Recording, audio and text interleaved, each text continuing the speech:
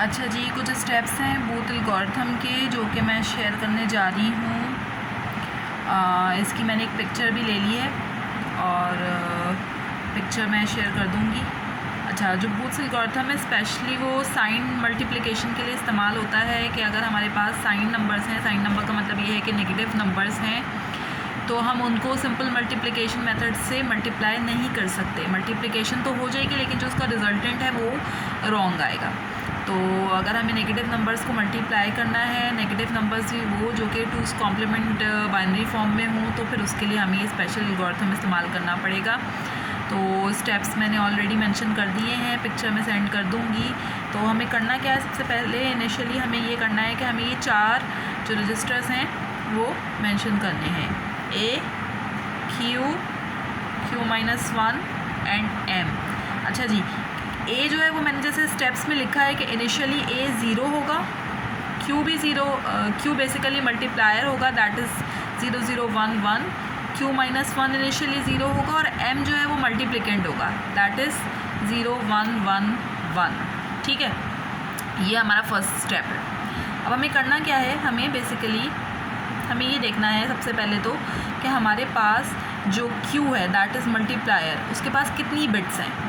तो अगर हमारे पास Q की 4 बिट्स हैं, it's mean we will have to continue this multiplication till 4 cycles. सही है, यानी जितनी भी बिट्स होंगी मल्टीप्लायर की, हम उतने साइकिल्स में मल्टीप्लिकेशन को कंप्लीट करेंगे।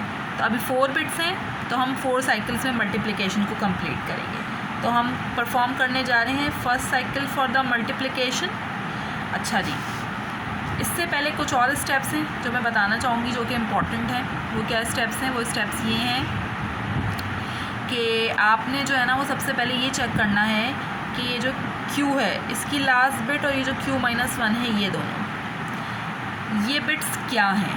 ठीक है, तो इसके लिए सिंपल सा रूल है कि अगर ये बिट्स सेम हुई, यानी कि 0 0 हुई या फिर 1 1 हुई, तो हम सिर्फ़ और सिर्फ हर साइकिल में शिफ्टिंग परफॉर्म कर रहे होंगे। ठीक है, ये अभी समझ नहीं आएगा, जब मैं इसको एक्चुअली परफॉर्म करूँगी तो ये और क्लियरली समझ में आ जाएगा।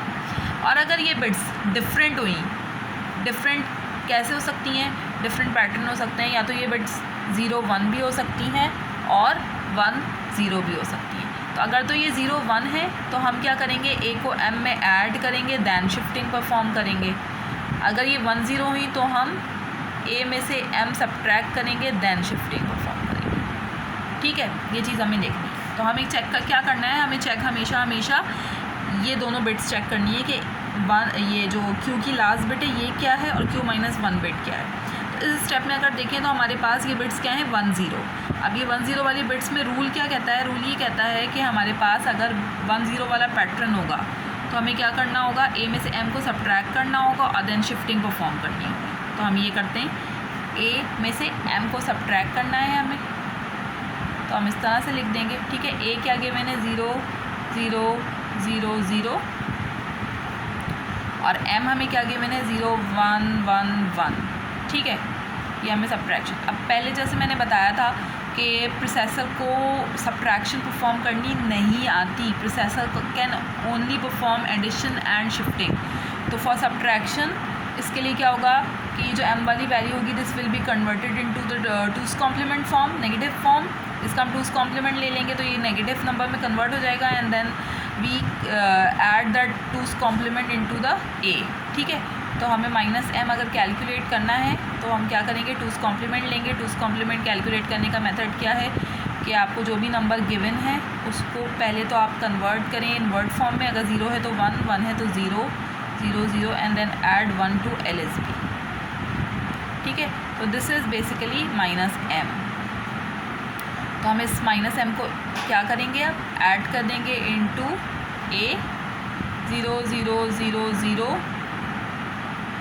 और इसमें हम ये 1 0 0 1 ये ऐड कर देंगे। एडिशन तो सिंपल एडिशन है, तो हम ऐड करेंगे तो हमारे पास रिजल्टेंट आ जाएगा 1 0 0 1।